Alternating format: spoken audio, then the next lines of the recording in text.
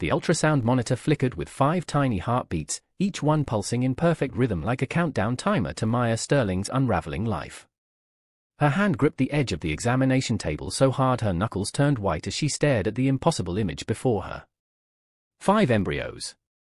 5 lives. 5 reasons her carefully constructed world was about to detonate. Dr. Patricia Chen's face had gone from professional calm to barely concealed shock in the span of 3 seconds. Her finger trembled slightly as she pointed to each flickering form on the screen, counting silently, as if hoping she'd made a mistake the first 4 times. "Miss Sterling, when was your last menstrual period?" The doctor's voice carried that careful neutrality medical professionals used when delivering news that ranged from mildly concerning to catastrophic. Maya's mind raced backward through the blur of the past 2 months. Late nights at the Meridian Grand Hotel. Connor's increasingly distant behavior. The corporate retreat in Scottsdale that she'd tried desperately to forget. 8 weeks. Maybe 9. I don't know. I was told the fertility treatments failed. My doctor said I couldn't conceive naturally. Dr. Chen's expression shifted to something Maya couldn't quite read. Pity? Concern? She clicked several buttons on her computer, pulling up what looked like lab results. "Miss Sterling, these aren't just any quintuplets. According to the DNA marker panel we ran as part of the mandatory health screening, they all share paternal DNA with someone very specific." Maya's stomach dropped. The mandatory health screenings. The new CEO Liam Cross had insisted on implementing immediately after acquiring the hotel. She'd thought it was invasive corporate overreach.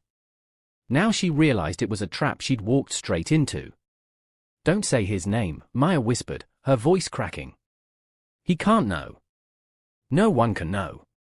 Dr. Chen's hand froze over her keyboard. "Miss Sterling, he already knows. He ordered these tests. He owns this hospital." The air left Maya's lungs in a rush. The room tilted sideways, and she gripped the table harder, willing herself not to pass out. This couldn't be happening. Not now. Not like this. The door behind her opened with a soft click that sounded like a gunshot in the suffocating silence. Maya didn't need to turn around to know who it was. She could feel his presence like a physical weight pressing against her spine. "Leave us. Now." Liam Cross's voice carried the same cold authority he'd used during the acquisition announcement 3 weeks ago. The same tone that had sent a ripple of fear through 450 employees who suddenly understood their jobs were no longer secure. Dr. Chen gathered her tablet and fled the room with a speed that would have been comical under different circumstances. The door clicked shut again. Maya still didn't turn around. She couldn't. If she looked at him, if she saw whatever expression was on his face, she might actually break apart right there on the examination table. "How long have you known?" Her voice came out stronger than she felt, which was something. 72 hours. His footsteps were measured, deliberate, crossing the small space between the door and where she sat today. "How long were you planning to hide my children?" The accusation in his words finally made her turn.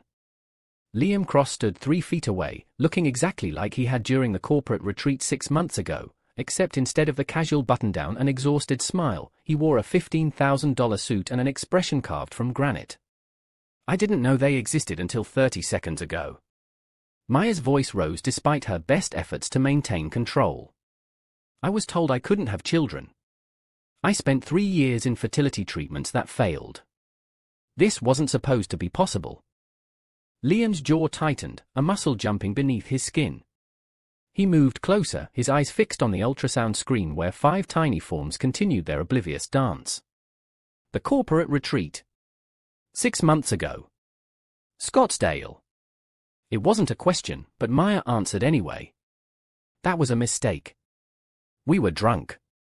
We both agreed to forget it happened. Clearly your body didn't get the message." He pulled out his phone, scrolled through something, then turned the screen toward her. Medical records. Her medical records. Test results, hormone levels, genetic markers, all laid out in clinical detail. "I've had investigators looking into this since the screening results came back. You've been on fertility medication for 2 years. The treatments failed because you were using them with the wrong partner. Maya's face burned with humiliation and rage. You investigated me? You violated my medical privacy. I protect what's mine. He said it so matter-of-factly, as if it was the most reasonable thing in the world. And those 5 heartbeats make you my responsibility. I'm not yours. The words exploded out of her. I'm not anyone's. I'm a person, not a responsibility you can just claim because of one drunken mistake. Liam's expression didn't change, but something flickered in his eyes. Pain? Anger? It was gone too quickly to identify. He pulled a thick manila folder from inside his suit jacket and placed it on the examination table beside her. Marry me. Maya laughed. It came out sounding slightly hysterical. You're engaged. To Sophia Whitmore. I've seen the photos in Chicago Business Journal. That's a business arrangement. This changes everything. He gestured to the ultrasound screen with one hand. These children need a father. You need protection. Protection from what? From what's coming. He moved closer, and Maya caught the scent of his cologne, something expensive and familiar that made her stomach twist with unwanted memories. The moment this gets out, and it will get out, every tabloid in Chicago will descend on you.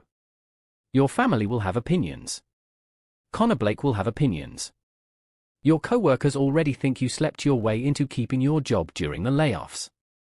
This will confirm every ugly rumor they've been spreading. Maya's hands instinctively moved to her stomach, still flat, showing no sign of the impossible situation growing inside. I can handle rumors. Can you handle a custody battle?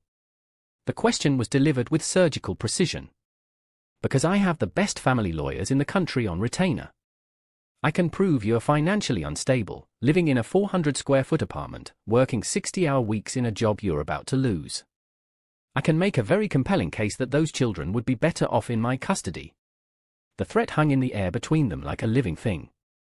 Maya felt something inside her chest crack and splinter. You would do that? You would take my children. I would do whatever necessary to ensure they're protected. His voice softened marginally. Or you can marry me. A contract marriage. Financial security, legal protection, full medical coverage. You can have your own space, your own life. But my children will have my name and my resources. And if I say no? Liam's expression became unreadable. Then we'll see each other in court. And Maya, I don't lose in court. She wanted to scream. She wanted to throw the ultrasound equipment at his perfectly composed face. She wanted to rewind 6 months and make different choices. Instead, she looked at the folder he'd placed on the table, thick with legal documents and terms she hadn't agreed to. I need time to think. You have 48 hours. He pulled a business card from his pocket and placed it next to the folder. My personal number. Call me when you decide. He walked toward the door, then paused with his hand on the handle. Maya? I grew up in foster care. 9 different homes before I was 14. I know what it's like to be unwanted, to wonder why your parents couldn't be bothered to stay. I won't do that to my children. Whatever you think of me, believe that. Then he was gone, and Maya was alone with 5 heartbeats and a choice that felt like no choice at all. She sat in the examination room for another 20 minutes after he left, staring at the ultrasound images that Dr. Chen had printed out and left on the counter. 5 tiny forms, barely recognizable as human, but already changing everything. Her phone buzzed in her purse. 14 missed calls. 23 text messages. She scrolled through them with numb fingers. Connor's name appeared 8 times. Her adoptive mother Vivian's name appeared 6 times. The rest were from colleagues at the hotel, each message a variation of the same question masked as concern. She opened Connor's most recent text. We need to talk. Now. I'm at your apartment. Maya's exhaustion transformed into anger. Connor didn't have keys to her apartment.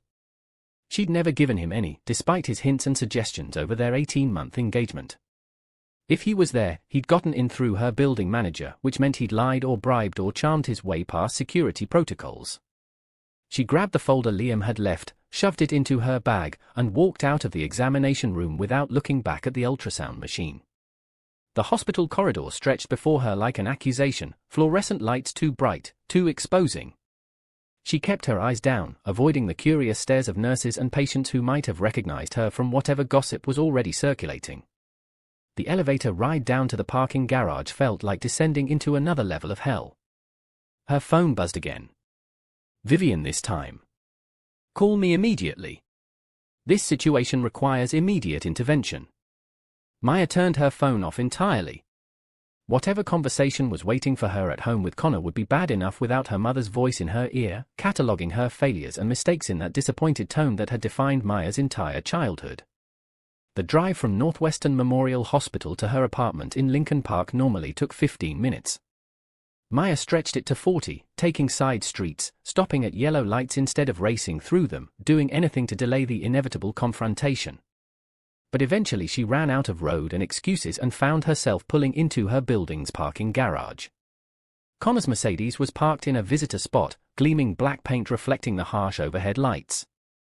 Maya parked next to it and sat in her car for a long moment, gathering whatever strength she had left. The elevator ride to the 4th floor was too short. Her apartment door was closed but unlocked, which confirmed her suspicion about how Connor had gained entry. She pushed it open and found him standing in her kitchen, holding a whiskey glass he'd helped himself to from her cabinet. You need to start locking your door. He didn't turn around, his attention fixed on the view of the street below through her small kitchen window.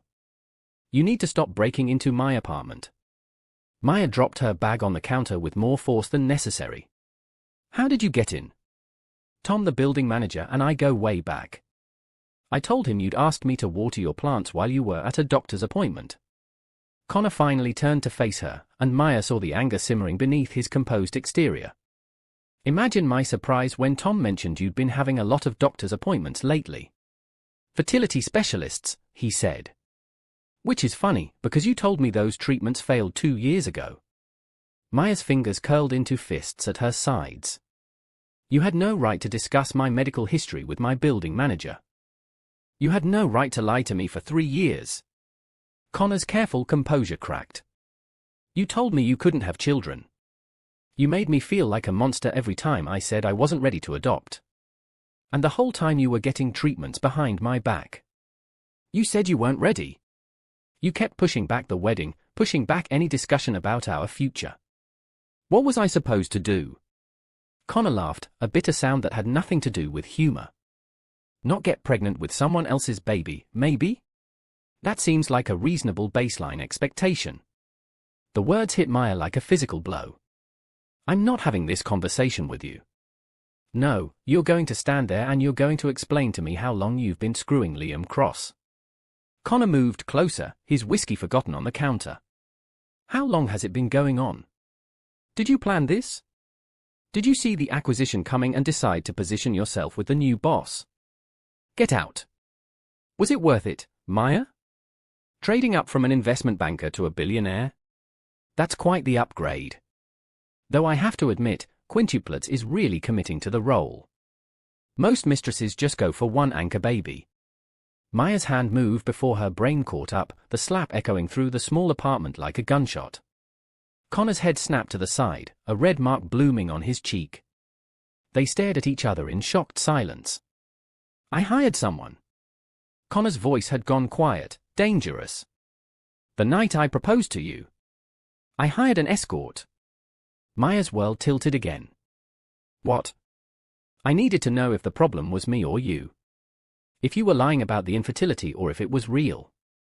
She didn't get pregnant. He touched his reddening cheek absently. So it's not me. It's you.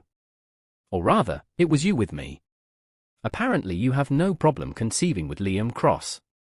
The casual cruelty of it, the calculated betrayal, broke something fundamental inside Maya. You tested your fertility with a prostitute on the night you proposed to me. I needed to know. You needed to know so badly that you paid someone to sleep with you the same night you gave me a ring. Maya's voice rose despite her best efforts at control. What kind of person does that? The kind who knows when he's being played. Connor grabbed his jacket from the back of her couch. You're not the person I thought you were, Maya. You're not honest, you're not faithful, and you're definitely not the victim you're pretending to be.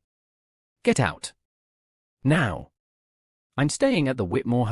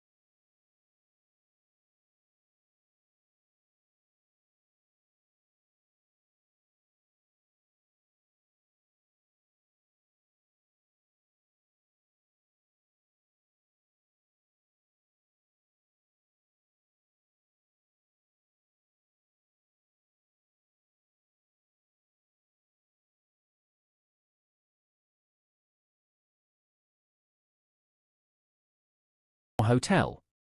When you're ready to discuss calling off this engagement like adults, you know where to find me.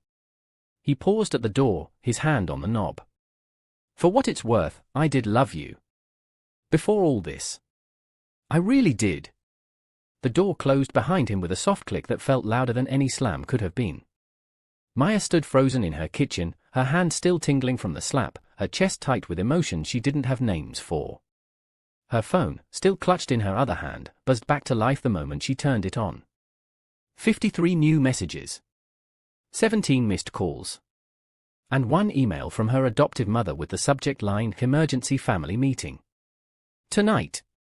Non-negotiable. Maya deleted it without reading the contents. She knew exactly what Vivian wanted to discuss. The same thing everyone wanted to discuss. The scandal. The shame. The Harrington family name being dragged through tabloid headlines because Maya couldn't keep her life together. She pulled out the folder Liam had left her and spread its contents across her small dining table. The contract was intimidating, 47 pages of legal terminology and clauses that would require a law degree to fully understand. But certain sections jumped out at her even through the exhaustion and shock. Clause 7. The party of the first part agrees to provide comprehensive medical coverage for the party of the second part and all resulting children. Clause 14. Physical intimacy optional by mutual consent. This marriage is a legal arrangement for the protection and welfare of minor children. Clause 23. This marriage shall continue until the 18th birthday of the youngest child, at which point either party may terminate the agreement with 6 months' written notice. It read like a business merger, not a marriage. Which, Maya supposed, was exactly what it was. A transaction. Her security and the children's legitimacy in exchange for Liam's name and resources. No love. No promises beyond legal obligations. Her hand moved to her stomach again, still flat, still unremarkable. 5 lives growing inside her? 5 impossible heartbeats that would change everything whether she signed this contract or not. The doorbell rang, making her jump. Maya almost didn't answer it, but the ringing became insistent, accompanied by a voice she recognized. Maya Elizabeth Sterling, I know you're in there. Open this door right now. Vivian Harrington had arrived, and from the sound of her voice, she had not come alone. Maya pulled the door open to find her adoptive mother flanked by her 2 adoptive brothers, Marcus and Julian Harrington. All 3 looked like they dressed for a funeral, which Maya supposed wasn't far off the mark. The death of the family reputation probably qualified. We need to talk. Vivian swept into the apartment without waiting for an invitation, her designer heels clicking against the hardwood floor. Marcus and Julian followed, closing the door behind them with the air of men prepared for an intervention. I'm not in the mood for company. Maya didn't move from her position near the door, arms crossed defensively. This isn't a social call. Vivian turned to face her, and Maya was struck by how different they looked. Vivian with her perfectly styled blonde hair, designer clothing, diamond jewelry that probably cost more than Maya's car. And Maya, dark-haired, exhausted, wearing the same hotel uniform she'd had on since 6 that morning. How much of what Connor told me is true? Vivian's voice carried that particular edge that had terrorized Maya throughout her childhood. Disappointment mixed with barely contained fury. Depends on what Connor told you. That you're pregnant with Liam Cross's quintuplets. That you've been having an affair with him for months. That you deliberately got pregnant to trap a billionaire while stringing Connor along as a backup plan. Vivian rattled off the accusations like she was reading from a shopping list. Maya laughed, a sound with no humor in it. Connor hired an escort on the night he proposed to me to test his fertility. But sure, I'm the villain in this story. Marcus moved forward, his expression hard. This isn't a joke, Maya. The Harrington name means something in this city. We have a reputation to protect. The Harrington name. Maya shook her head. I've been hearing about the Harrington name since I was 6 years old. I've spent 23 years trying to be worthy of it. And you know what I finally realized? It's not my name. It never was. We gave you everything. Vivian's voice dropped dangerously low. We took you in when nobody else wanted you. We paid for your education, introduced you to the right people, gave you opportunities you never would have had otherwise. And this is how you repay us? By getting knocked up by some corporate raider and humiliating our entire family. The words should have hurt. They'd been designed to hurt. But Maya found herself oddly numb to them. Is that why you came here? To remind me how grateful I should be? To make sure I understand that I'm still that unwanted 6-year-old you did such a tremendous favor by adopting? We came here with a solution. Julian spoke for the first time, pulling out his phone and scrolling to show Maya a photograph. Robert Camden. He's 52, owns Camden Development Corporation, worth about $400 million. He's willing to overlook this situation. Maya stared at the photo of a silver-haired man with a forced smile and calculating eyes. Overlook what situation? The pregnancy. The scandal. All of it. Vivian moved closer, her voice taking on a persuasive tone. Robert's first wife couldn't have children. He's always wanted heirs. He's willing to marry you, claim the babies as his own, give them the Camden name. It's a perfect solution. Perfect for who exactly? For everyone. Vivian's composure cracked slightly. For you, who won't have to raise 5 children alone. For the babies, who will have a stable family and a respected name. For us, who can salvage something from this disaster. And for Robert, who gets the family he's always wanted. Maya looked at the three of them, standing in her small apartment like judges rendering a verdict. You want me to marry a 52-year-old man I've never met so you can save face at your country club? We want you to make the smart choice for once in your life. Marcus's patience finally snapped. You're 29 years old, pregnant with 5 babies, about to lose your job, with no family support and no resources. Robert is offering you security, respectability, and a future. What exactly do you think your options are? My options are none of your business. Vivian's expression hardened into something cold and final. If you don't accept Robert's proposal, you're no longer part of this family. No financial support, no connections, no Harrington name. You'll be completely alone. I've always been alone. Maya's voice came out steadier than she felt. I just didn't realize it until now. You have until Sunday to decide. Vivian moved toward the door, Marcus and Julian falling in behind her. Accept Robert's very generous offer or accept the consequences of your choices. Those are your options. They left without another word, the door closing with a decisive click that felt like the end of something. Maya stood in the sudden silence of her apartment, surrounded by the evidence of a life that no longer fit. The engagement ring on her finger that meant nothing. The folder of contracts from a man she barely knew. The messages from people who wanted something from her. Her phone buzzed one more time. A text from an unknown number, but she recognized the tone immediately. 47 hours left. The offer stands. Choose wisely. Liam Cross didn't waste words. Maya set the phone down and looked around her apartment. 400 square feet of carefully maintained independence that suddenly felt like a cage. 5 heartbeats. 2 marriage proposals. 1 impossible choice. And 47 hours to decide which version of her future she could live with. Maya pulled out the contract again and started reading from the beginning. If she was going to sell her future, she wanted to understand exactly what she was selling it for. The Meridian Grand Hotel's lobby gleamed under crystal chandeliers at 6 in the morning, empty except for the night shift security guard and Maya Sterling walking through the space she'd called her second home for 6 years. The marble floors reflected her tired face back at her, and she wondered how many more mornings she'd have this walk. How many more days before Liam Cross's acquisition transformed everything she knew into something unrecognizable. She'd been awake for 31 hours straight, reading and rereading the contract until the words blurred together. Her small dining table was covered in notes, questions, clauses she'd highlighted in yellow marker because they made her stomach twist with their implications. Somewhere around 4 in the morning, she'd made a decision. Or maybe the decision had made itself, carved out of the limited options reality had given her. Her office on the 3rd floor was exactly as she'd left it yesterday morning. Before the ultrasound. Before the revelations that had fractured her life into before and after. The employee of the quarter plaques on her wall suddenly felt like artifacts from someone else's life. Maya Sterling, dedicated employee, reliable manager, woman who had her life together. That person didn't exist anymore. She pulled out her phone and dialed the number from Liam's business card before she could talk herself out of it.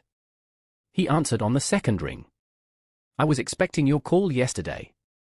I needed time to read the contract. All 47 pages.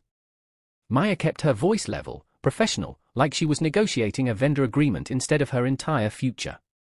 I have questions. I'm in my office. Come up. The executive floor was still under construction from the acquisition, walls torn down to create the open-concept workspace Liam apparently preferred. She found him in what used to be the old CEO's corner office, surrounded by blueprints and coffee cups, looking like he'd been awake as long as she had. Clause 14. Maya didn't bother with pleasantries. Physical intimacy optional by mutual consent. I need that ironclad. No loopholes, no expectations. Liam gestured to the chair across from his desk. Sit down. You look like you're about to fall over. I'm fine. You're exhausted and pregnant with quintuplets. Sit down before you pass out and I have to call an ambulance. Maya sat, more because her legs were shaking than because he told her to. Liam pushed one of his coffee cups toward her, then seemed to remember and pulled it back. Water's in the mini fridge behind you. She retrieved a bottle and drank half of it before speaking again. Clause 14 needs to be explicit. And I want it stated that separate bedrooms are standard, not an exception. Done. What else? Clause 23. The marriage terminates at the children's 18th birthday. I want an addendum that allows either party to terminate with cause before that if necessary. Liam leaned back in his chair, studying her. Define cause. Abuse. Addiction. Infidelity that affects the children. Mental health crises that create an unsafe environment. Maya had made a list during her sleepless night. I'm not trapping myself in an unhealthy situation for 18 years, contract or not. Fair enough. Those provisions can be added.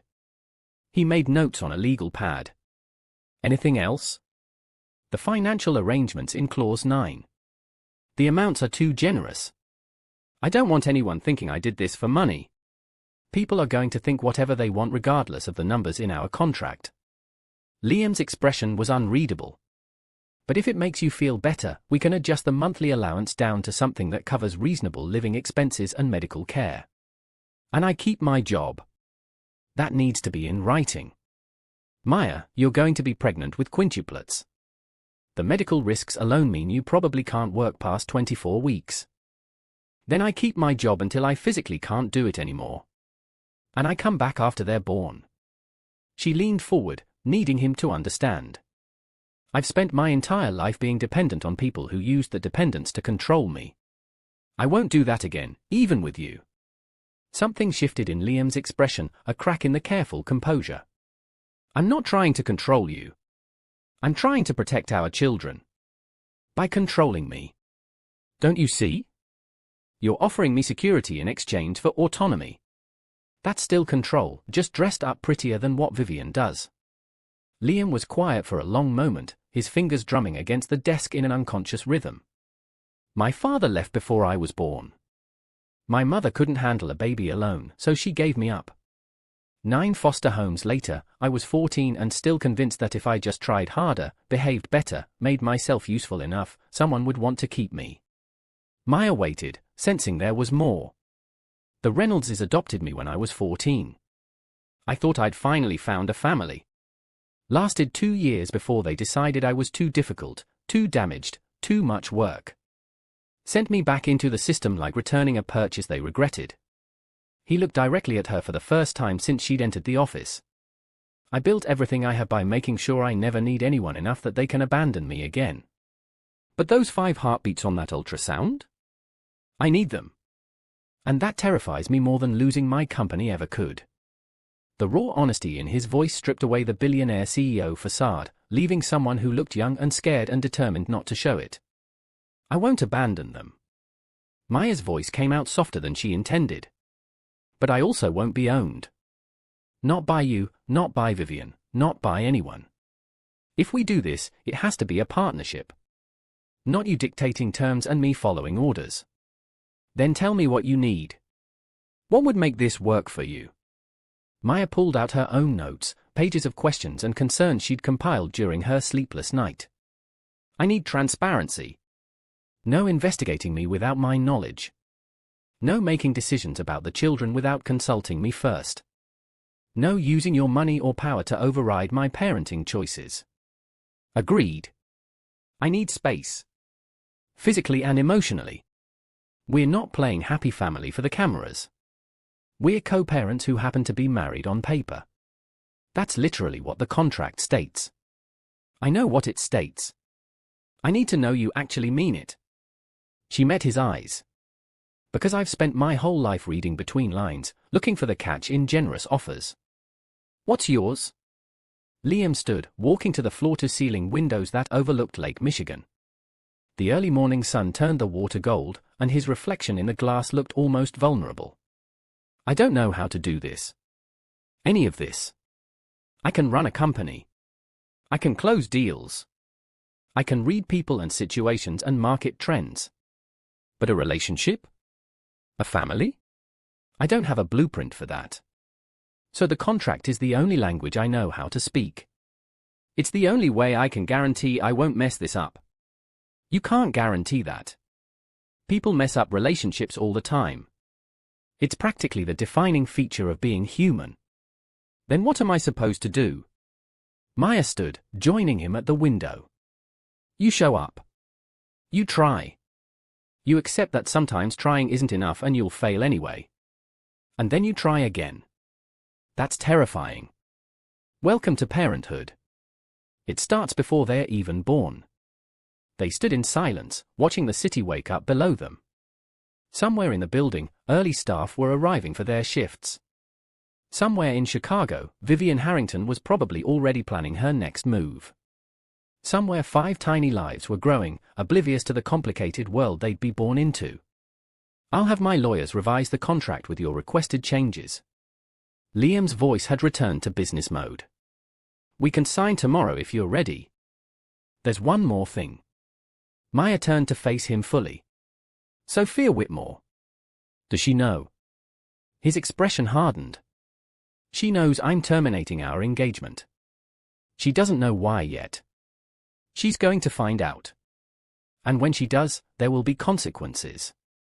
I can handle Sophia. Can you handle her father? Because Richard Whitmore controls 31% of your company's shares. That's a lot of leverage to lose over a pregnant hotel manager. Liam's jaw tightened.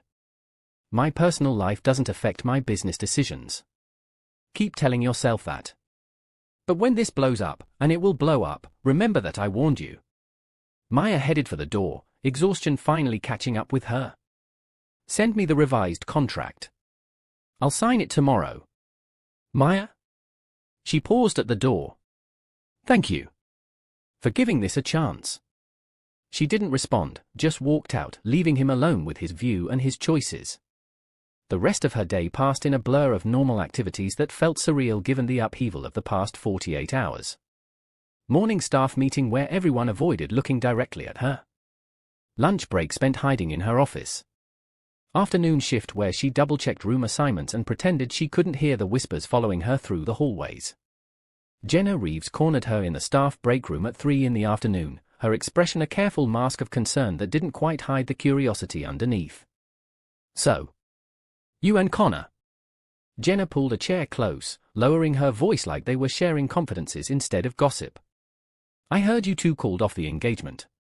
"I'm so sorry, Maya. After 3 years together. 18 months. And thank you, but I'm fine." Maya focused on her lunch, a sandwich she wasn't hungry enough to eat.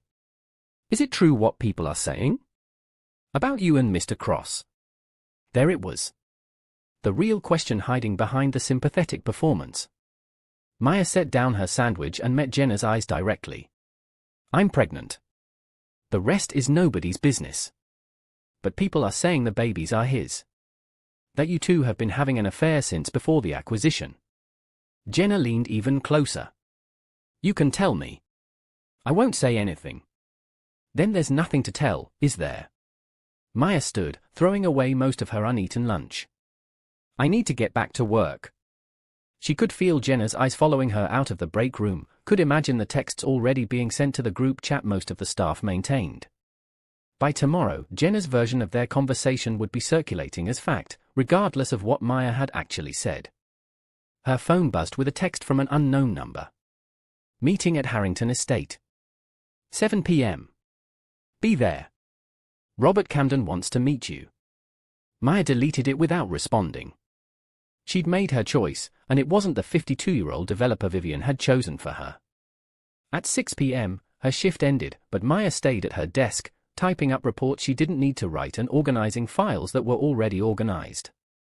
Anything to delay going home to her empty apartment and the overwhelming reality of what she was about to do. A knock on her office door made her jump.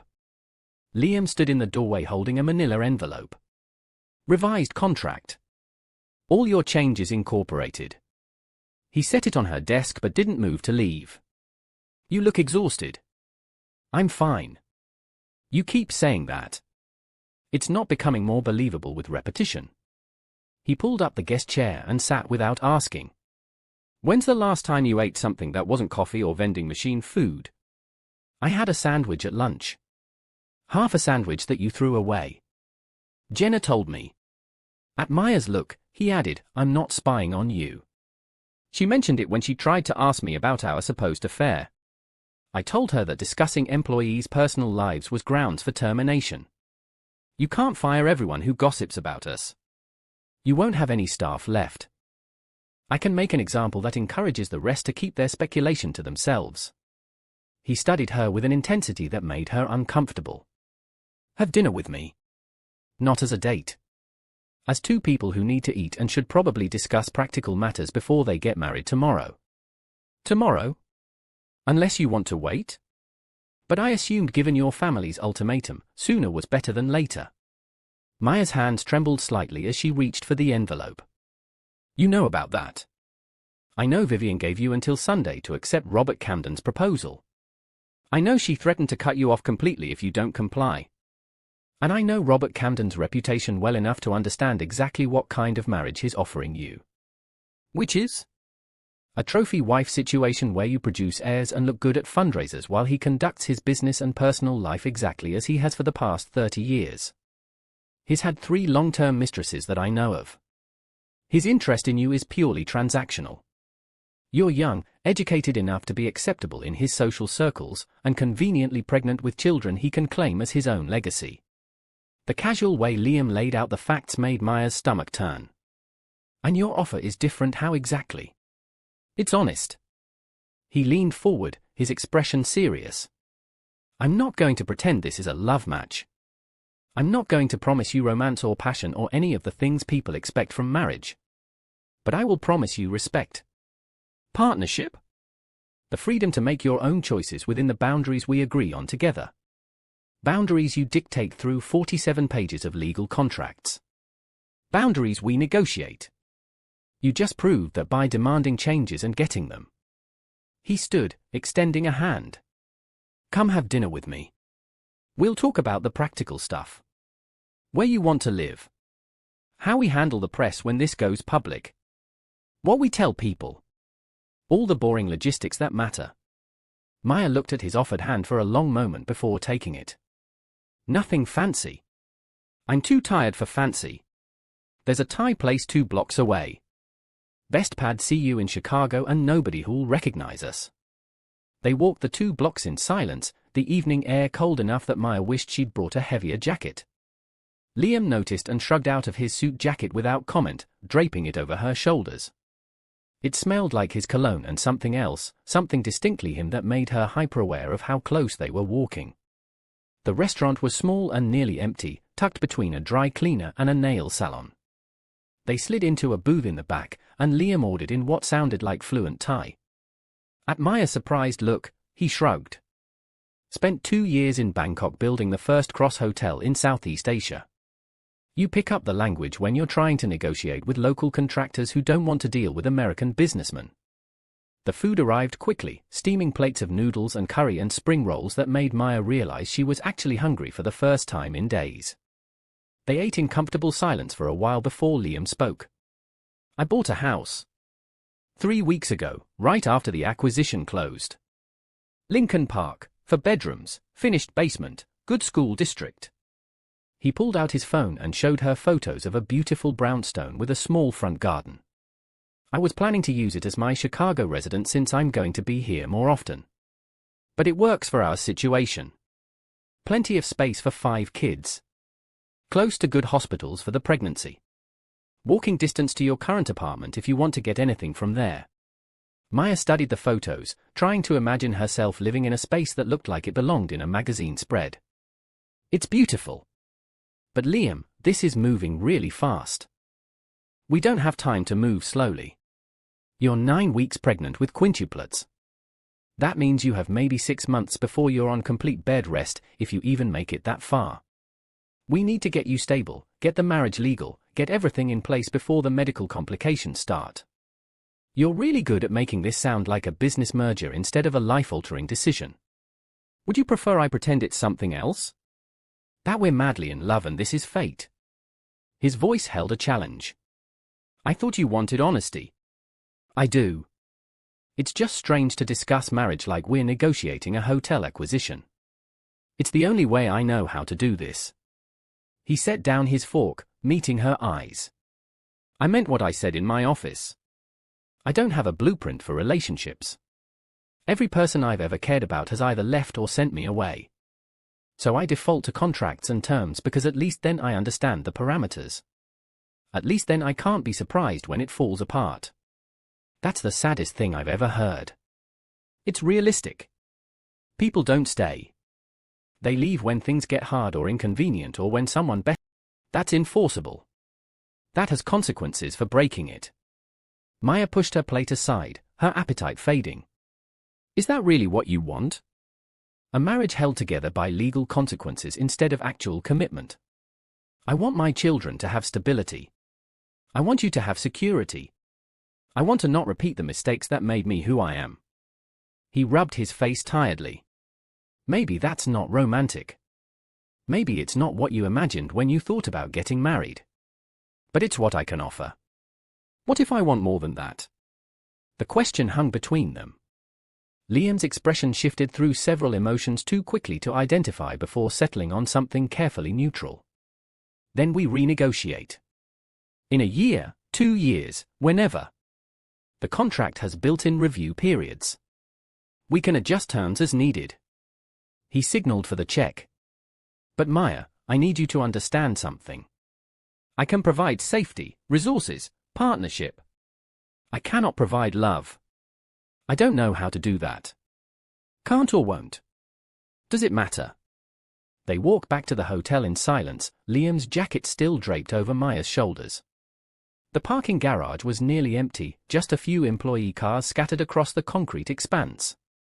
I'll pick you up tomorrow morning at 9. Liam pulled out his keys. The lawyer's office is in the loop. We'll sign the contract, then head to the courthouse for the marriage license. We can have a civil ceremony on Friday if you're ready. Friday? That's in 3 days. Is that too fast? Maya wanted to laugh at the absurdity of the question. Too fast? She was standing in a parking garage with a man she barely knew, discussing marriage timelines like they were scheduling a business meeting. I don't know what too fast even means anymore. If you need more time. No. Friday is fine. Let's just get it done before I lose my nerve completely. Liam nodded, but didn't move toward his car. They stood in the fluorescent light of the parking garage, two people about to legally bind their lives together, and Maya was struck by how utterly surreal her life had become in less than 72 hours. Maya? For what it's worth, I think you're brave. Braver than anyone I've met. He said it quietly, like he wasn't sure he should say it at all. You're facing an impossible situation with impossible odds, and instead of running or hiding or taking the easy way out, you're fighting for what you want. That takes courage. Or stupidity. The line's pretty thin. Maybe. But I'd rather be stupid and brave than smart and safe. He finally moved toward his car. Get some sleep. Tomorrow's going to be a long day. Maya watched him drive away, then sat in her own car for 20 minutes before she could convince herself to drive home. The apartment felt even smaller than usual, the walls closing in with the weight of everything that was about to change. She pulled out the revised contract and read through it one more time. Liam had included every change she'd requested, some with additional provisions that protected her interests even more than she'd thought to ask for.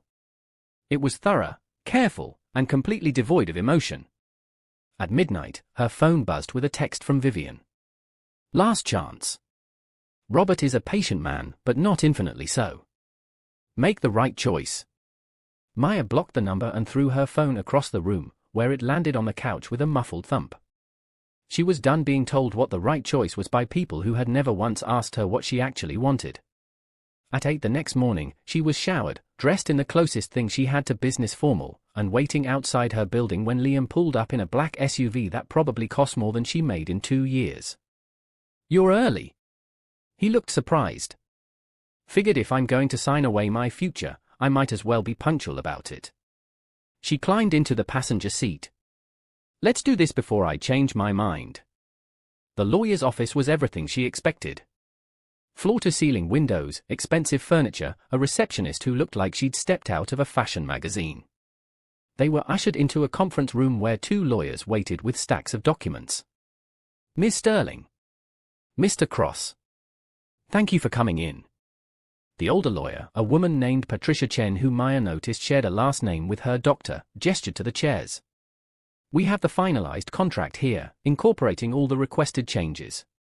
I need to advise you, Ms. Sterling, that you have the right to have this reviewed by independent counsel before signing. I've read it. Multiple times. I know what I'm agreeing to. Nevertheless, I need to ensure you understand the binding nature of this contract. You're agreeing to an 18-year marriage with specific terms regarding cohabitation, financial arrangements, parenting decisions, and dissolution procedures. Are you certain you don't want more time? Maya looked at Liam, who sat perfectly still across the table, his expression unreadable. I'm certain. They spent the next hour signing documents, initialing pages, listening to explanations of clauses and subclauses and contingencies. By the time they finished, Maya's hand was cramping and her head was pounding. Congratulations. Patricia Chen gathered the signed documents into a neat stack. You're now legally contracted to marry.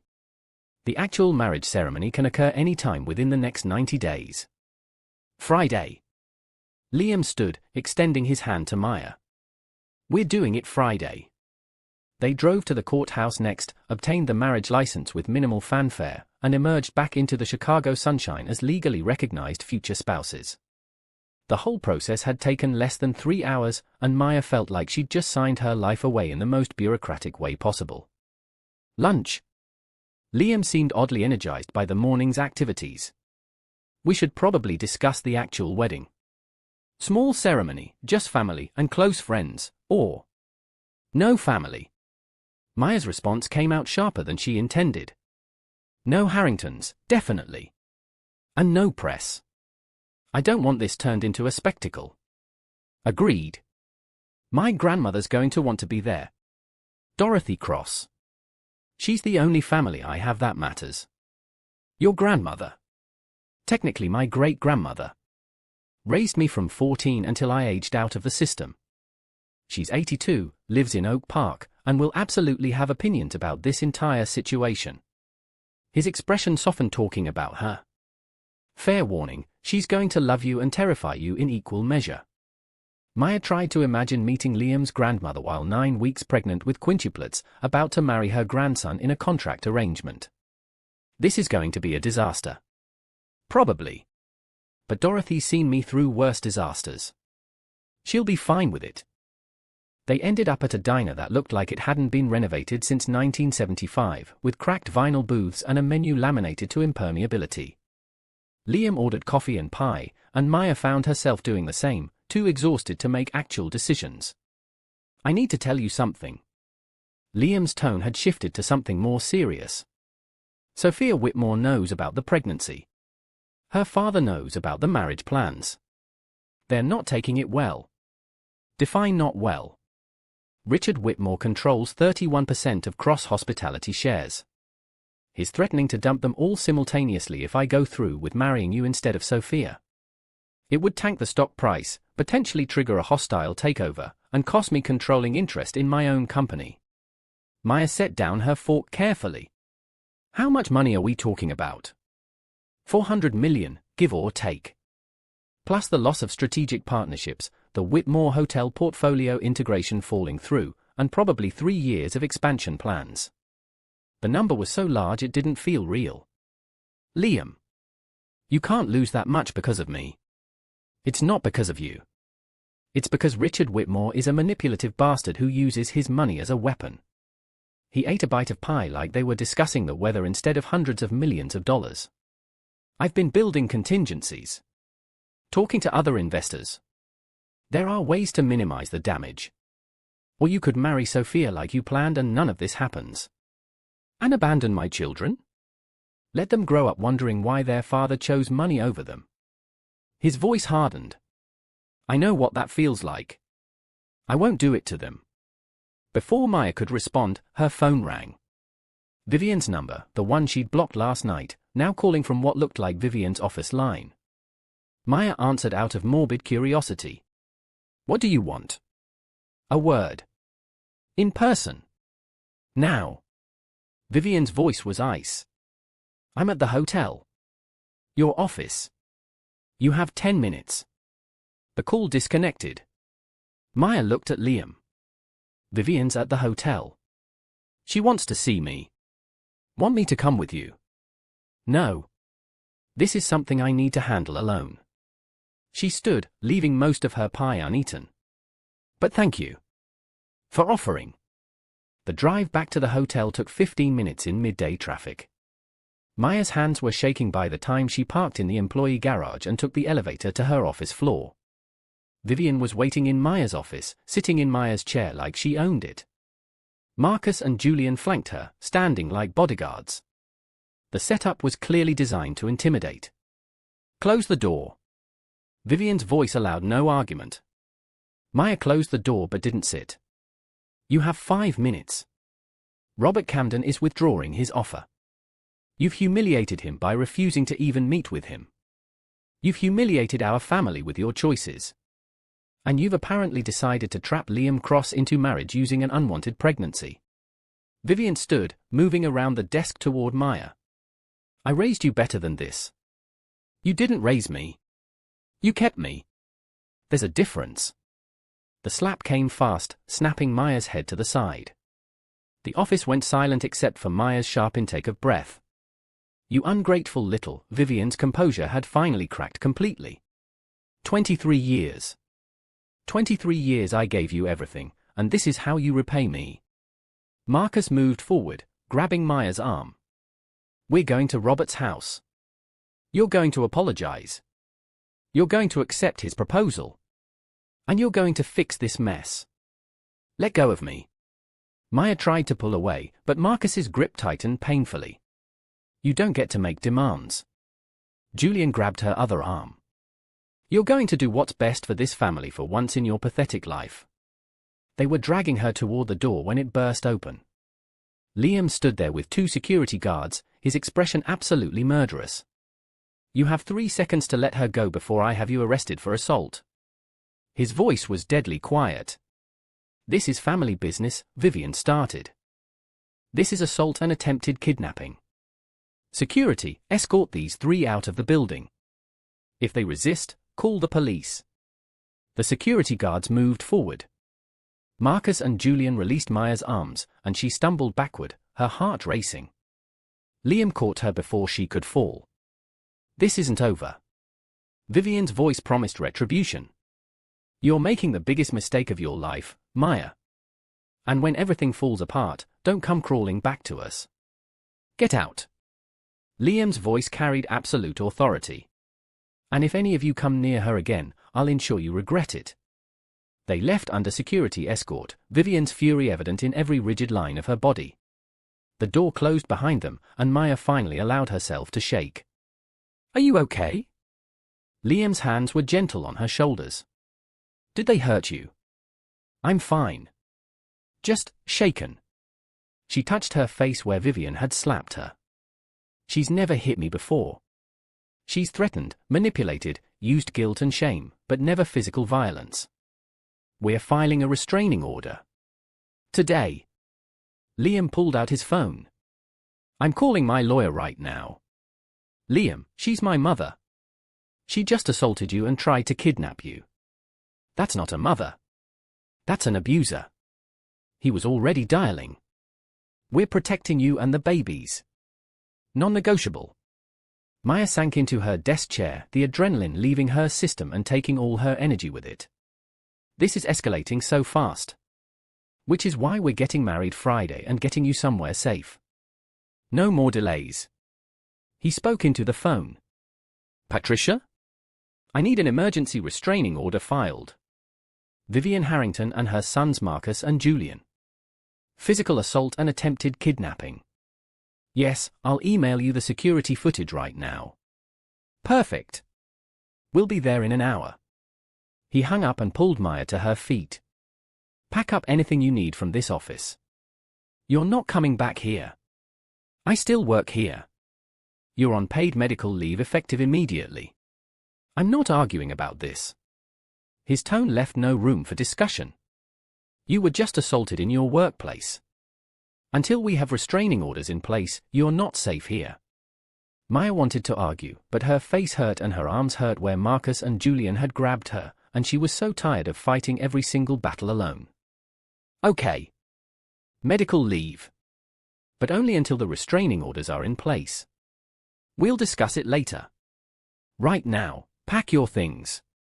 An hour later, Maya's office was empty, her personal belongings in boxes in the back of Liam's SUV, and they were sitting in Patricia Chen's office again, signing statements and filling out paperwork for emergency restraining orders. "Given the physical assault and attempted kidnapping, I'm confident we'll get these approved by end of day tomorrow." Patricia reviewed their statements. "The judge will likely grant a temporary order immediately and schedule a hearing for the permanent order within 2 weeks." "Good." Liam signed the last document. "What about criminal charges?" "That's Ms. Sterling's decision. She can press charges for assault and battery, attempted kidnapping. No criminal charges." Maya's voice was firm despite her exhaustion. "The restraining orders are enough.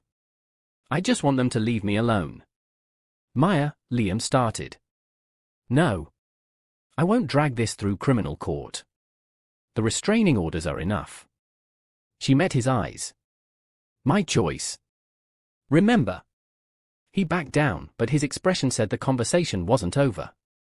They left the lawyer's office as the sun was setting, painting Chicago's skyline in shades of orange and gold. Maya leaned her head against the car window, watching the city pass by, trying to process how her life had gone from complicated to completely unrecognizable in less than a week. "Where are we going?" She hadn't been paying attention to the route. "My place. The brownstone I showed you pictures of. You're staying there until the wedding." At her look, he added, "Guest room. Separate bathroom. All your stuff from your apartment is already there. I had movers pack it up this afternoon while we were at the lawyer's." "You what?" "You need somewhere safe to stay. Your apartment isn't secure enough, not with Vivian knowing where it is. The brownstone has a security system, cameras, and enough space that we don't have to be in each other's way. He glanced at her. If you're uncomfortable with it, I can put you up in a hotel. But Maya, after today, I really don't want you somewhere you're vulnerable. She should probably be angry about him moving her belongings without permission. Should probably insist on her independence and autonomy. But the truth was, she was scared. Vivian's violence had crossed a line that changed everything. Okay. The brownstone. But Liam? Next time you want to move my entire life, maybe give me a heads up first.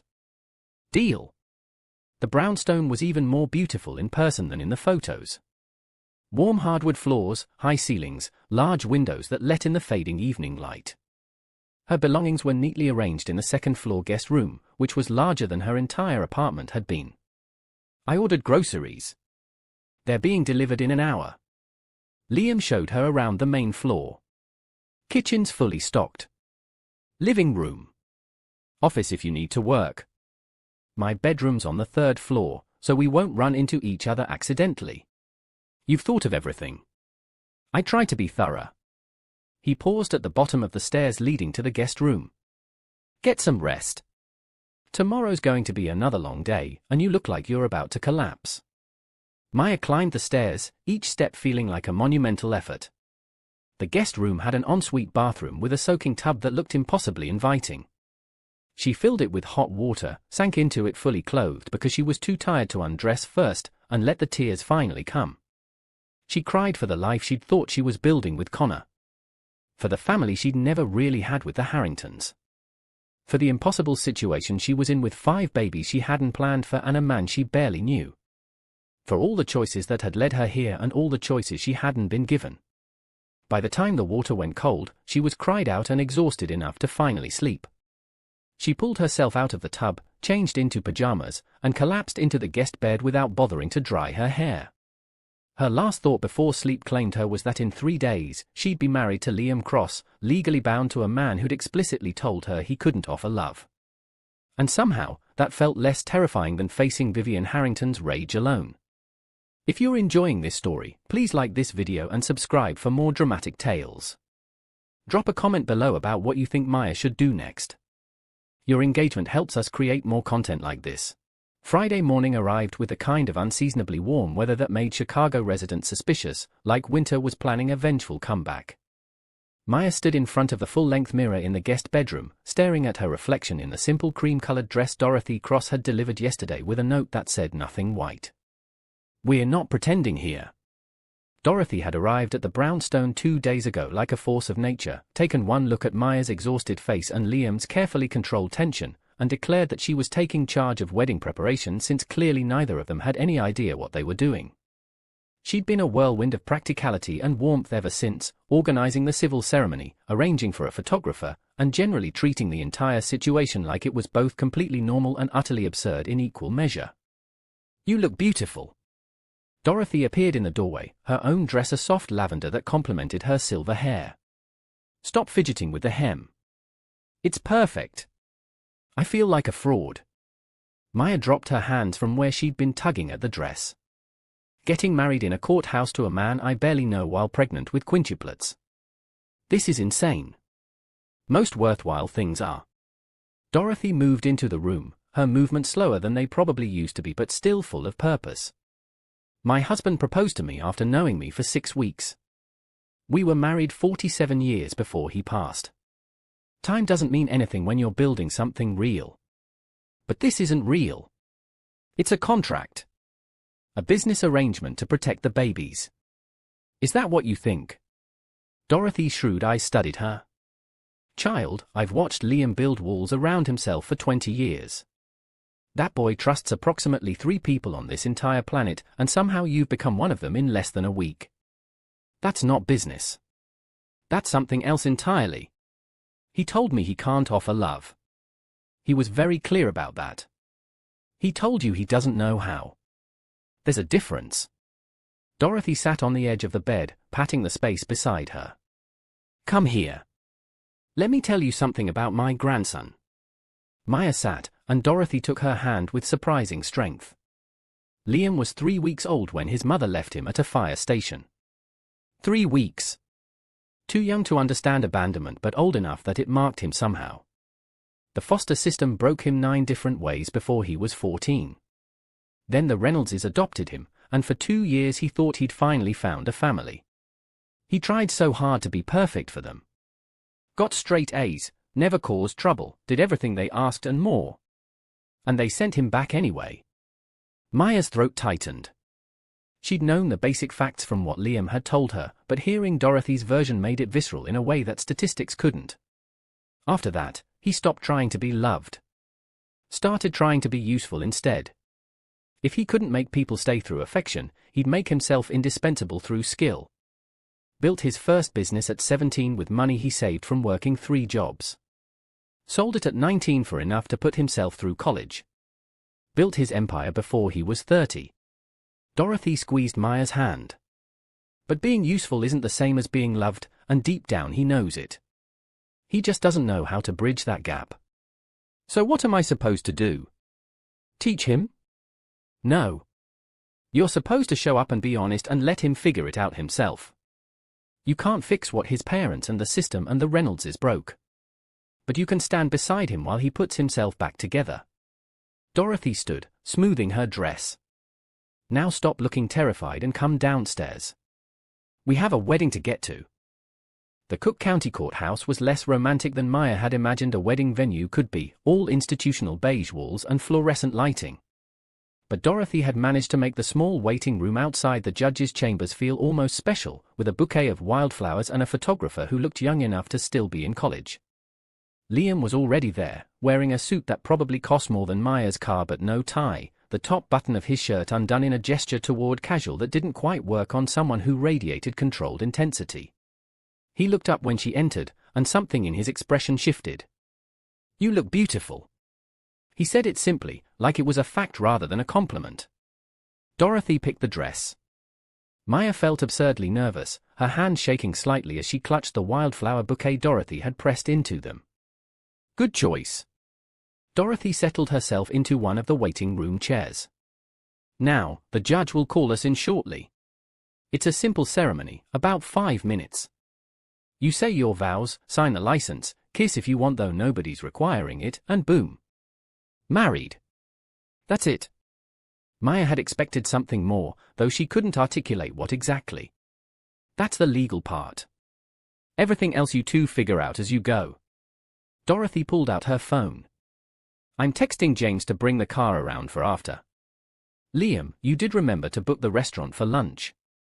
3 o'clock reservation at Giuseppe's. Private room." He was watching Maya with an expression she couldn't read. "Are you okay? You look pale." "I'm pregnant with quintuplets and about to marry someone I've known for a week." "I'm pretty sure pale is the appropriate response."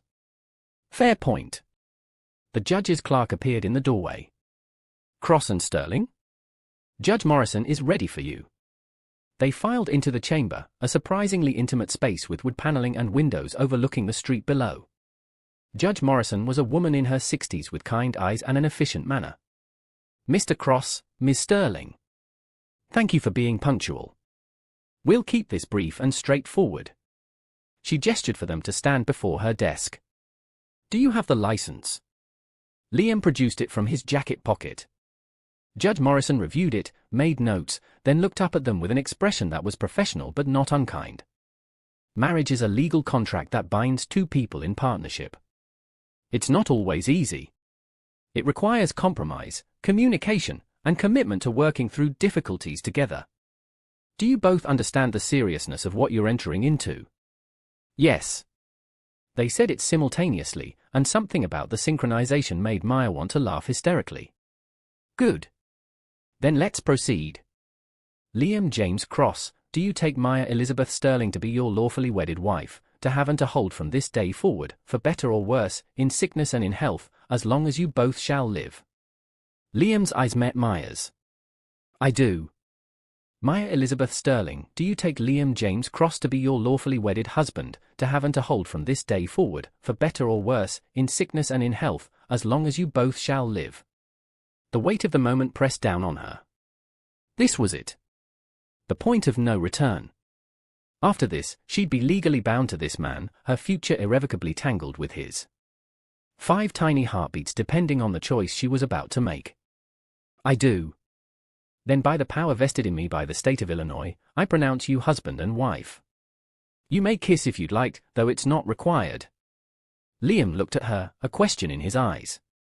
Maya nodded slightly, and he leaned forward, pressing his lips to hers in a kiss that was chaste and brief but somehow more meaningful than it had any right to be. It felt like a promise. Not of love, but of intention.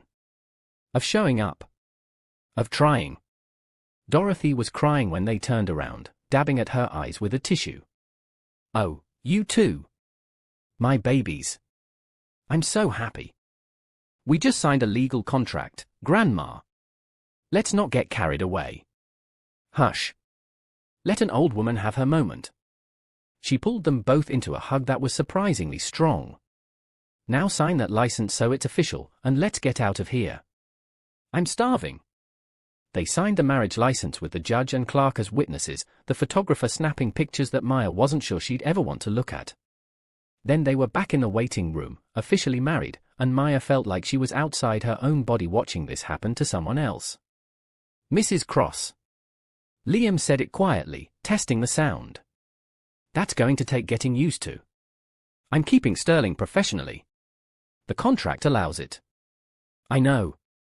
I'm just noting the strangeness of the entire situation. He offered his arm. Shall we go face the restaurant?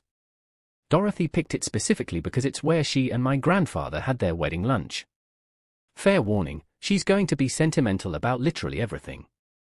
Giuseppe's was a small Italian restaurant in Little Italy that looked like it had been there since before Maya was born. The private room Dorothy had reserved was cozy, with checkered tablecloths and candles and photos of Italy covering the walls. James was already there, having apparently been invited to the lunch despite Maya not remembering anyone mentioning it. He stood when they entered, looking uncomfortable in a suit that didn't quite fit his frame. Congratulations. Both of you. This is weird but also kind of great. He pulled Liam into a hug that Liam returned with obvious affection. Boss, you did good. She's way too good for you, but you know that already. Thanks for the vote of confidence. But Liam was smiling, genuine warmth in his expression that Maya hadn't seen before. They settled around the table, Dorothy ordering for everyone in rapid Italian that made the server beam with delight. Wine appeared for everyone except Maya, who got sparkling cider in a wine glass that felt like a consolation prize. A toast. Dorothy raised her glass. To my grandson, who finally figured out that building a life is more important than building an empire. And to Maya, who's braver than she knows and stronger than anyone gave her credit for. May you both figure out how to make this work, because Lord knows you're both too stubborn to fail. They clinked glasses, and Maya took a sip of the cider that tasted like childhood and disappointment. The food was incredible, course after course of pasta and bread and dishes Maya couldn't pronounce but devoured anyway. Dorothy told stories about Liam's teenage years that made him groan with embarrassment, and James contributed his own tales of their early business days when they'd been two kids with more ambition than sense. I still can't believe you cold-called Marcus Whitmore to pitch the first hotel deal. James was on his third glass of wine, loose and laughing. You were 22 years old with exactly zero experience, and you somehow convinced a billionaire to take a meeting. I was 23. And it wasn't about experience. It was about having a plan he couldn't refuse. Liam's hand rested on the table near Maya's, not touching but close. Though in retrospect, the deal was the beginning of this entire Whitmore situation, so maybe I should have been less persuasive. Speaking of the Whitmores. Dorothy's tone shifted to something more serious. What's the plan for when they make their move? Because Richard Whitmore isn't the type to accept defeat gracefully. They're dumping their shares Monday morning. I've already arranged alternative financing and lined up 3 investors willing to buy them at market value. The stock will dip temporarily, but we'll recover. Liam said it with the confidence of someone who'd planned for every contingency. Sophia's father is predictable. He thinks money is power, so he wields it like a weapon. But money only has power if you need it desperately, and I've built enough cushion that his tantrum is just expensive, not devastating. How expensive? Maya set down her fork, suddenly not hungry. 400 million, give or take. But it's manageable. That's not manageable. That's catastrophic. It would be if I hadn't spent the last 2 years diversifying holdings and building relationships with investors who aren't connected to the Whitmore network. He turned to face her fully. Maya, I knew this was coming. The moment I decided to terminate my engagement to Sophia, I started preparing for the fallout. This isn't a surprise. It's just expensive. You're losing hundreds of millions of dollars because of me. I'm losing hundreds of millions of dollars because Richard Whitmore is a vindictive bastard who thinks he can control people through their bank accounts. That's not your fault. It's his character flaw. Dorothy reached across the table, patting Maya's hand. Child, my grandson could lose every penny he has and he'd just rebuild it again. He's done it before.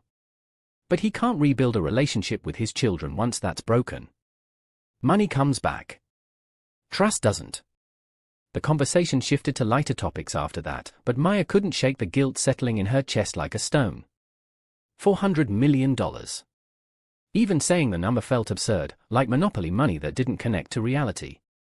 But it was real, and Liam was losing it because he'd chosen to marry her instead of Sophia Whitmore.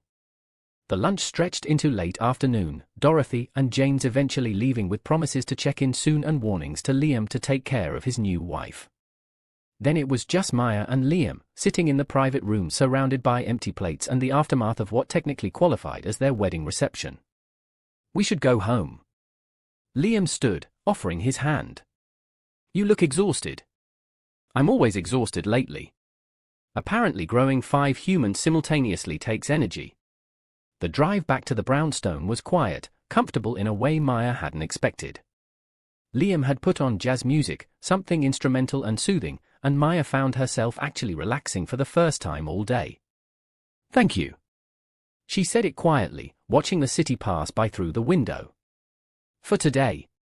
For Dorothy and James. For making it feel less like a business transaction and more like an actual wedding. You're welcome. Though that was mostly Dorothy's doing.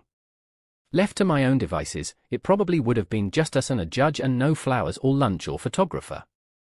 Would that have been easier? Probably. But not better.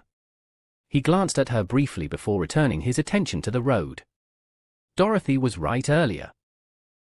Time doesn't mean anything when you're building something real. I don't know if what we're building counts as real by normal standards, but it's what we have. What are we building exactly? A marriage of convenience? A co-parenting arrangement? A friendship with legal benefits? Liam was quiet for a long moment. I don't know yet. Something new, maybe. Something that doesn't have a name because nobody's done it quite this way before. That's terrifying. Most worthwhile things are. Dorothy said that to you this morning, didn't she? She did. Does she have an inspirational quote for every situation? Pretty much. It's both endearing and occasionally annoying. He pulled into the brownstone small garage. Welcome home, Mrs. Cross. The title felt strange, foreign, like wearing someone else's clothes. I'm still getting used to that. Take your time. We have 18 years to adjust. They entered the house through the garage entrance, and Maya was struck by how different it felt knowing she actually lived here now. Not just visiting, not just temporary refuge, but home. Her legal residence. The place she'd be raising 5 children with a man she'd married today. I'm going to change and maybe lie down for a while. The exhaustion was catching up with her, the emotional weight of the day finally demanding payment. Unless you need something. No. Rest. I have some work to catch up on anyway. But he caught her hand as she moved toward the stairs. Maya? Thank you. For giving this a chance. I know it's not what you imagined when you thought about getting married. Nothing about my life is what I imagined. But maybe that's not entirely a bad thing. She climbed the stairs to her bedroom, changed into comfortable clothes, and collapsed onto the bed without bothering to close the curtains. Afternoon sunlight streamed through the windows, warm and golden, and Maya let herself float in that space between waking and sleeping where nothing had to be decided yet. Her phone buzzed on the nightstand. A text from an unknown number made her stomach clench with anxiety before she read it. Hi Maya. This is Rachel. Rachel Sterling. Your birth mother. I saw the news about your wedding. Congratulations. I know this is complicated, but I'd like to talk if you're ever ready. No pressure. Just know that I think about you every day. Always have. Maya stared at the message for a long time, her thumb hovering over the keyboard. She wanted to respond immediately, wanted to demand answers about why Rachel had left her, wanted to rage and cry and ask every question she'd carried for 29 years. But she was also so tired, so wrung out from the day's emotions, that she couldn't formulate coherent words. Finally, she typed, "Thank you for reaching out. I need time to process everything happening right now. But I'll contact you when I'm ready. Maya." It felt inadequate, but it was honest. She set the phone aside and pulled the blankets over herself despite the warm weather, needing the weight and comfort of being cocooned. Sleep came quickly, dragging her under into dreams that were fragmented and strange, full of heartbeats and contracts and choices that multiplied like cells dividing. She woke to darkness and the smell of cooking. Her bedroom door was cracked open slightly, warm light spilling from the hallway. The clock read 8:30, which meant she'd slept for nearly 5 hours. Maya made her way downstairs following the smell, finding Liam in the kitchen surrounded by ingredients and cooking with focused concentration. He looked different in jeans and a t-shirt, younger somehow, less like a billionaire CEO and more like an actual person. "You cook?" She leaned against the doorframe, watching him stir something that smelled amazing. "I lived alone for years. It was either learn to cook or survive on takeout." He glanced up, offering a small smile. "You're awake. Good. I was going to wake you in another 30 minutes. This is almost done." "What is this?" "Pasta carbonara. Dorothy's recipe, which is actually her mother's recipe, which means it's probably Italian blasphemy but tastes incredible." He was plating 2 servings as he spoke. "Sit. You need to eat. The baby books I've been reading all say pregnant women need consistent nutrition. You've been reading baby books?" 5 of them. Also 3 books on high-risk pregnancies and 2 on parenting multiples. He set a plate in front of her at the kitchen island. "I don't know how to do this by instinct, so I'm compensating with information." Maya took a bite of the pasta and nearly moaned. It was rich and savory and exactly what she didn't know she'd been craving. "This is incredible. Dorothy's recipes never fail." He sat across from her with his own plate. "How are you feeling? You slept through most of the afternoon. Exhausted still? Overwhelmed? Married to someone I barely know?" She paused. "But also weirdly okay? Like everything's chaos, but I'm finally making my own choices about the chaos instead of having it imposed on me. That's progress, I think." They ate in comfortable silence for a while, the kitchen warm and lit softly by under-cabinet lights that made the whole space feel intimate. Maya found herself studying Liam when he wasn't looking, trying to reconcile the controlled businessman with the man cooking her dinner and reading baby books and admitting he didn't know how to navigate relationships. "I got a text." She set down her fork. "From Rachel. My birth mother. She wants to talk." Liam's expression was carefully neutral. "How do you feel about that?" "I don't know." "Confused? Curious? Angry that it took her 29 years. Maya rubbed her face. "She said she thinks about me every day. Which is nice, I guess, but if she thought about me every day, why didn't she try to find me before now? Maybe she was scared. Maybe she thought you were better off without her. Maybe she convinced herself you'd hate her for giving you up." He pushed his empty plate aside. "Or maybe she's just making excuses. I don't know her story, so I can't say which it is. Do you think I should talk to her?" "I think that's entirely your decision. But Maya, if you do decide to reach out, just protect yourself. Don't expect her to fill the void Vivian left. Don't expect her to be the mother you always wanted. Let her be whoever she actually is, and decide from there if she gets to be part of your life." It was good advice, practical and honest without being dismissive of the emotional complexity. "You're good at this. The supportive spouse thing. I'm reading books on that too. Turns out there are entire sections at bookstores dedicated to marriage advice. You didn't. I bought 7 books. James thinks I'm losing my mind. He stood, collecting their plates. But I figure if I'm going to do this, I should try to do it well. Even if we're not a conventional marriage, we're still partners. That should count for something. Maya watched him load the dishwasher with the same focused efficiency he probably brought to business deals. It struck her that this man, who could command boardrooms and close billion-dollar deals, was trying to figure out how to be a good husband by reading advice books and cooking Dorothy's recipes. It was oddly endearing. Liam? Can I ask you something? Always. Do you ever regret this? Choosing the babies and me over Sophia and your company staying intact? He turned to face her fully, his expression serious. No. Not even for a second. And I know you probably don't believe that because the numbers are huge and the consequences are real. But Maya, I spent 34 years building an empire because I thought success would fill whatever was missing inside me. It didn't. The company grew, the money multiplied, and I was still that kid wondering why nobody wanted to keep him. He moved closer, leaning against the counter across from where she sat today. Then I saw that ultrasound with 5 heartbeats, and something clicked. This was my chance to be different. To be the father I never had. To choose people over profits for once in my life. So no. No regrets. Maya's eye stung with tears she refused to let fall. What if I mess this up? What if I'm a terrible mother? What if the babies are born and I don't know what to do and I fail them the way everyone's failed us? Then we figure it out together. We mess up together, we learn together, we try again together. That's what partnerships are, right? Splitting the responsibility so nobody has to carry it alone. The books told you to say that, didn't they? Book 3, Chapter 7. But I happen to agree with it. She laughed despite the tears threatening to spill over. You're ridiculous.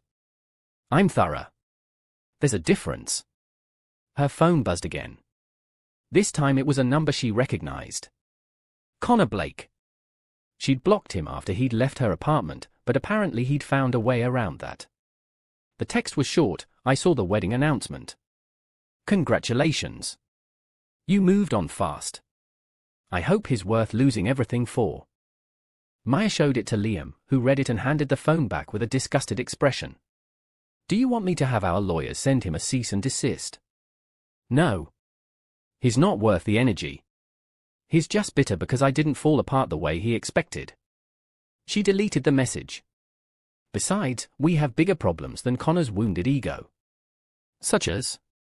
The fact that Sophia Whitmore and her father are going to make Monday extremely unpleasant for you. For us. We're married now. Your problems are my problems and vice versa. He pushed off from the counter. Which reminds me. I have something for you. Wait here. He disappeared upstairs and returned a few minutes later carrying a small box. I should have given you this at the ceremony, but I forgot in all the chaos. Dorothy reminded me earlier. Maya opened the box to find a simple gold band with 5 tiny diamonds set into it. Liam, this is 1 diamond for each baby. Dorothy helped me pick it out. She said wedding rings should mean something beyond the legal obligation. He took it from the box and slid it onto her finger next to the engagement ring she'd forgotten she was still wearing from Connor. There. Now it's official in multiple ways. This is beautiful. But Liam, I can't accept something this expensive. It's your wedding ring. You're supposed to accept it. That's how wedding rings work. She stared at the ring, the diamonds catching the light and throwing tiny rainbows across the kitchen.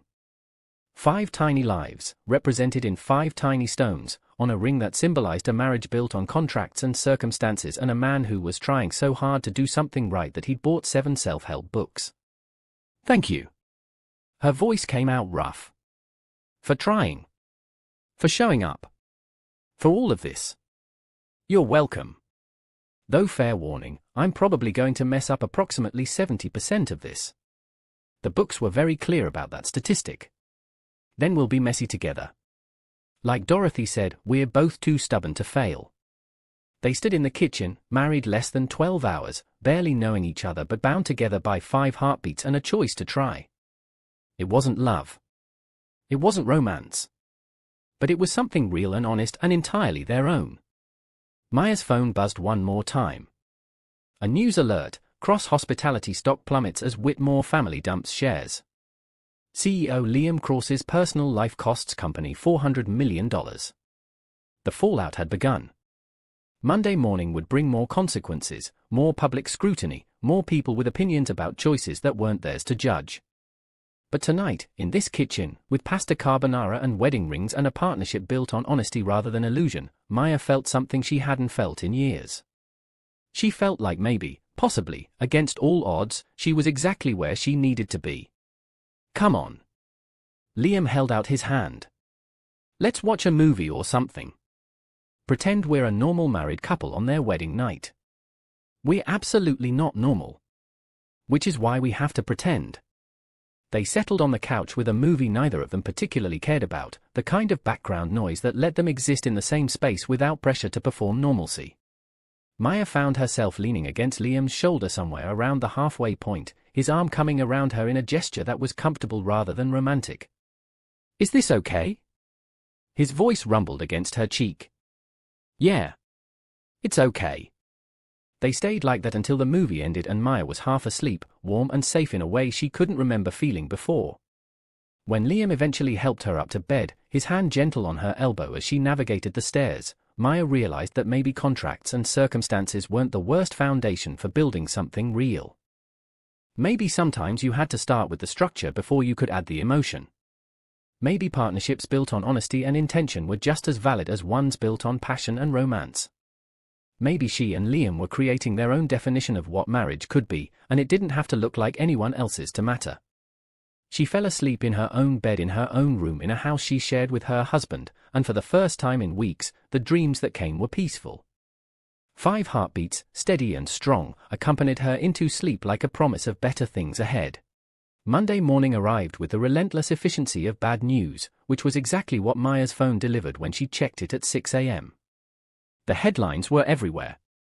Cross-hospitality in freefall, stock drops 40% as Whitmore family exit. Billionaire CEO's shotgun wedding costs company $500 million. Sophia Whitmore speaks out, he chose a mistress over our future. Maya sat up in bed, scrolling through article after article, each one more damning than the last. Photos of her and Liam leaving the courthouse on Friday. A particularly unflattering shot of her looking exhausted and terrified. Side-by-side comparisons of her and Sophia, with clear implications about which woman was more suitable for a billionaire. The comment sections were brutal. Thousands of strangers with opinions about her character, her motivations, her worth as a human being. Gold digger. Home wrecker. Opportunistic slut. The words blurred together after a while, their viciousness becoming almost abstract. A knock on her bedroom door made her jump. Maya? You awake? Liam's voice was careful, like he knew she'd seen the news. Yeah. Come in. He entered carrying 2 mugs of coffee, though he'd thoughtfully made hers decaf. He looked tired, dark circles under his eyes suggesting he hadn't slept much. I'm guessing you've seen the news. Hard to miss when my phone won't stop buzzing with news alerts about what a terrible person I am. Liam sat on the edge of her bed, handing her the coffee. We're doing a press conference at 10. My PR team drafted a statement. I wanted you to approve it before we go public. He pulled out his phone and showed her the statement. It was professional, carefully worded, explaining that he and Maya had a pre-existing relationship before the acquisition, that the pregnancy was unexpected but welcome, and that his personal life didn't affect his professional competence. It was also completely devoid of emotion or any real explanation of how they'd ended up here. It's fine. Maya handed the phone back. Clinical, but fine. You could come with me.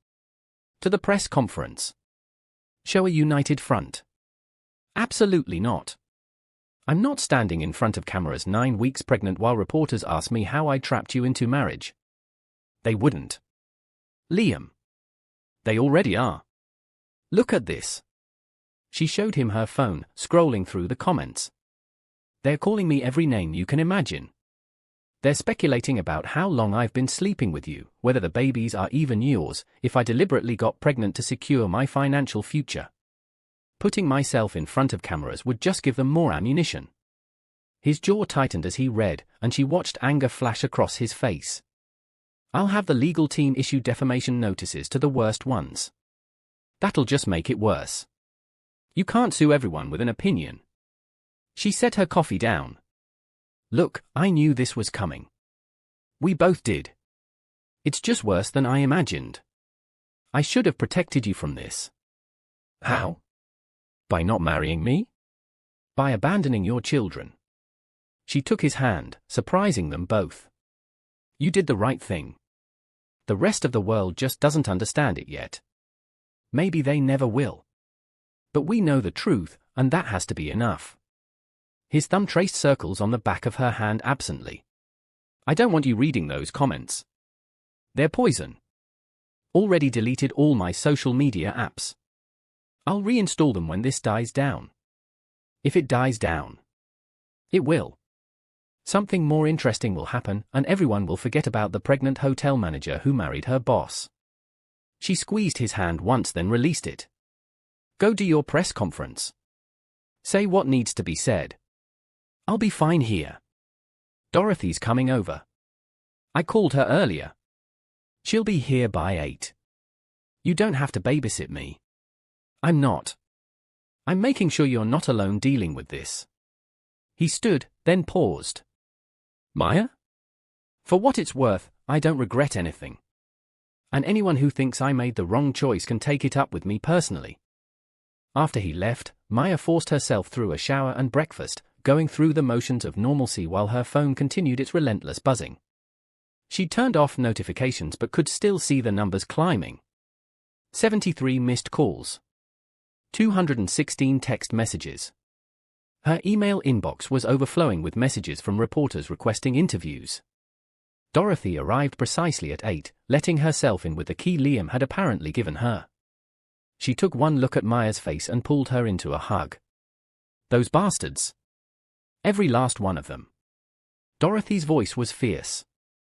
Making you feel like you did something wrong when all you did was try to build a life for your children. They think I trapped him. That I saw a billionaire and decided to get pregnant on purpose. They think a lot of stupid things. Doesn't make them right. Dorothy released her and headed for the kitchen. Have you eaten a real breakfast? Not coffee and toast. Real food. I'm not hungry. Tough. You're growing 5 humans. You need calories even if your appetite's gone. She started pulling ingredients from the refrigerator. I'm making eggs and bacon and fruit. You're going to eat at least half of it.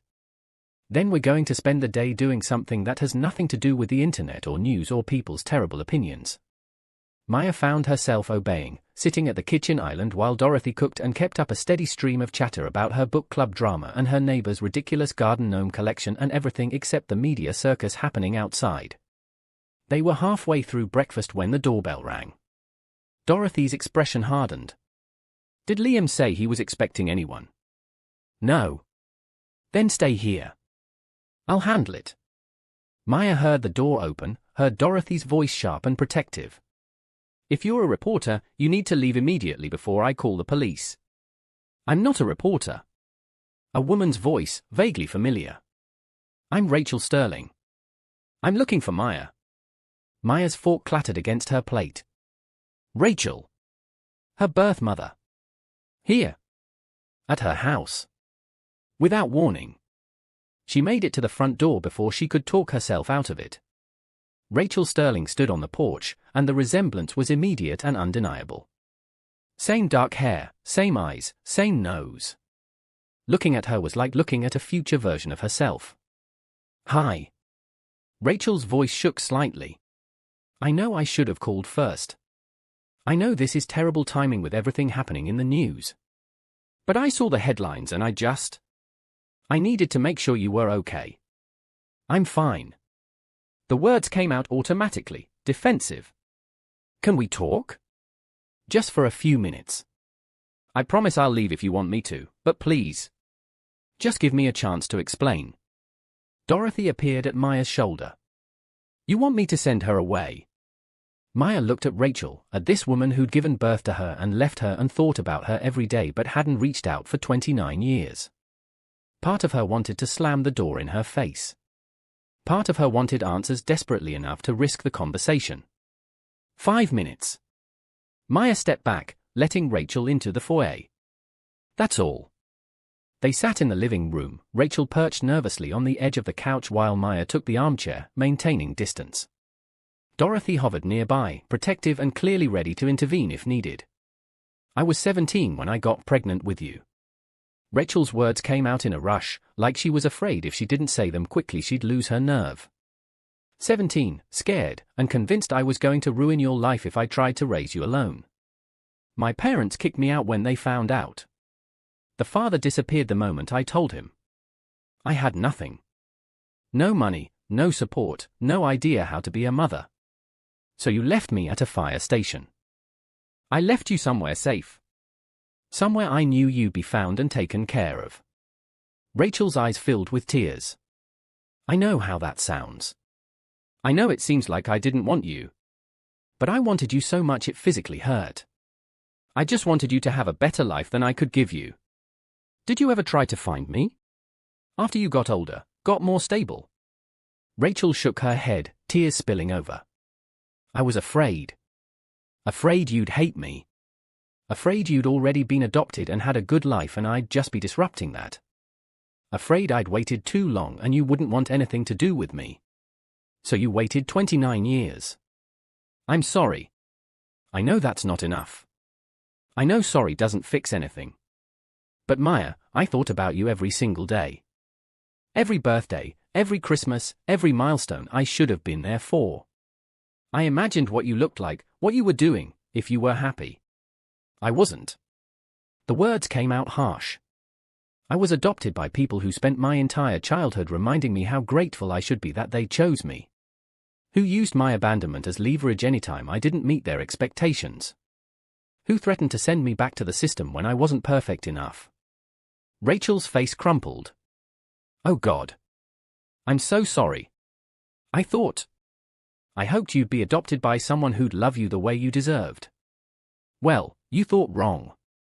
Silence stretched between them, heavy with years of absence and missed chances. Dorothy moved to sit beside Maya, a silent show of support. Why are you here now? Maya's voice came out tired rather than angry. Why show up right when my life is falling apart publicly? Because I saw those headlines and I saw them calling you terrible things, and I couldn't stand it. I couldn't stand people judging you when they don't know your story, don't know how strong you are, how much you've overcome. Rachel leaned forward. I don't expect you to forgive me.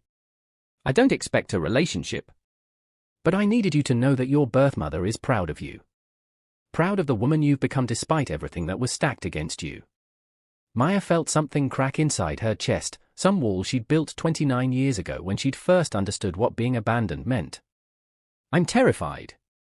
Of the babies, of being a mother, of repeating all the mistakes that were made with me. Then don't repeat them. Do it differently. Love them so much they never doubt they're wanted. Show up for them every single day. Be the mother I should have been to you. What if I can't? What if I'm as broken as everyone who failed me?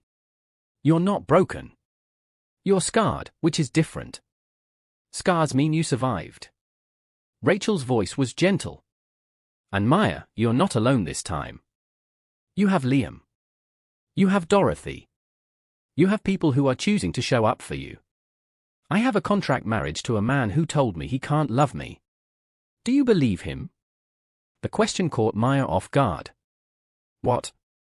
Do you believe he can't love you? Because from where I'm sitting, a man who gives up $400 million for a woman he barely knows is already in love. He just doesn't know how to say it yet. Dorothy made a noise that might have been agreement. Maya wanted to argue, wanted to insist it was about the babies and responsibility and doing the right thing. But she thought about Liam reading baby books and cooking her dinner and sliding a wedding ring with 5 tiny diamonds onto her finger. I don't know what we are. She admitted finally. But we're trying. And maybe that's enough for now. It's more than enough. It's everything. Rachel stood slowly. I should go. But Maya, if you ever want to talk, if you ever have questions or just need someone who understands what it's like to be terrified of motherhood, I'm here. No pressure. Just an offer. I'll think about it. Rachel pulled a card from her purse and set it on the coffee table. My number. My email. Use them or don't. But know that the offer stands, always. Dorothy walked Rachel to the door, murmuring something Maya couldn't hear. When she returned, she settled back onto the couch with a thoughtful expression. That was brave. Both of you. She abandoned me. She did. And she's been living with that guilt for 29 years. Doesn't excuse it, but it explains it. Dorothy took Maya's hand. You don't have to forgive her. You don't have to have a relationship with her. But honey, don't let anger at the past poison your future. That's how people end up alone and bitter. I'm not angry. I'm just tired. Tired of everyone's choices affecting my life without my input. Then start making your own choices louder.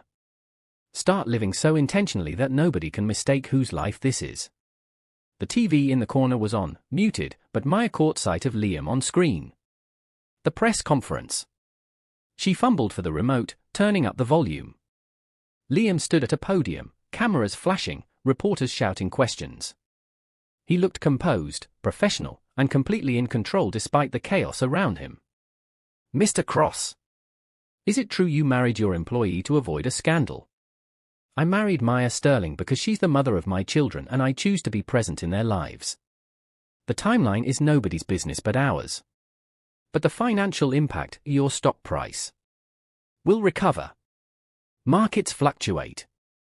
Personal relationships don't get second chances. His voice was firm.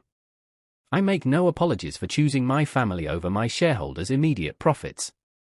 Anyone uncomfortable with that priority is welcome to divest. What about Sophia Whitmore? She's claiming you led her on, promised her marriage. Ms. Whitmore and I had a business arrangement that we both benefited from. When circumstances changed, I terminated that arrangement. She's hurt, which I understand. But her hurt doesn't obligate me to sacrifice my children's future. So you're admitting this pregnancy was an accident? I'm admitting that life doesn't always follow our plans. But my children, whether planned or not, are my priority. End of discussion.